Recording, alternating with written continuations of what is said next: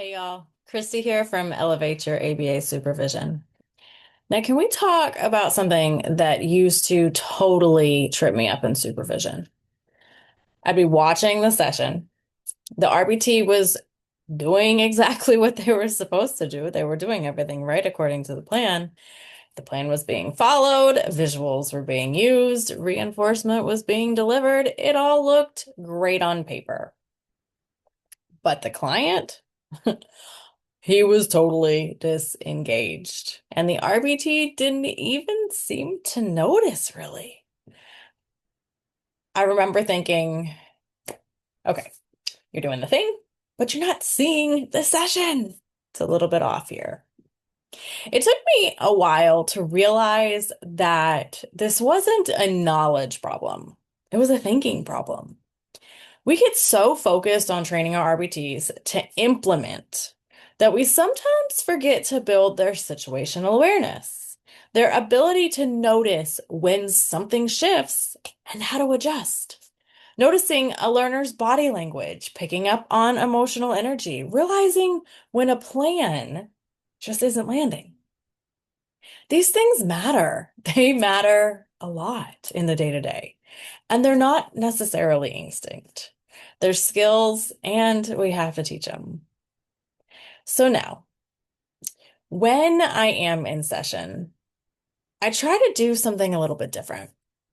When an RBT asks me a question mid-session, hey, should I prompt now?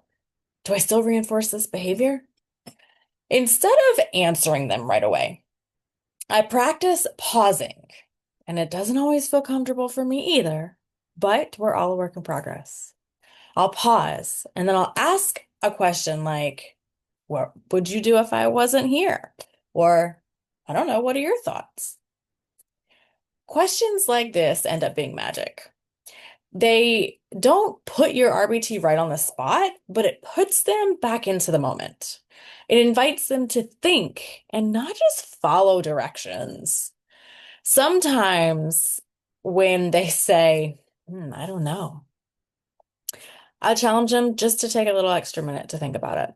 And sometimes they really say something amazing in that moment. And then I get to say, that's exactly what I would have done. You saw it. And we know life is reality. That doesn't always happen, but it really gives a great opportunity for a teaching moment if the lines just aren't matching up. So, if you're supervising right now, whether you're in a clinic, in a school, working at home, here's my challenge to you. Don't fix, pause, and reveal. Give them a second to think. Let silence be okay and listen to what comes out. That, my friends, is where real growth happens, in the reflection and not the reaction. And hey, if you are on my email list, I shared a free coaching tool this week with 3 simple questions that help build this kind of clinical thinking. It's quick and it works. And if you're not on the list, I'd love for you to join us. Make sure that you're there next week.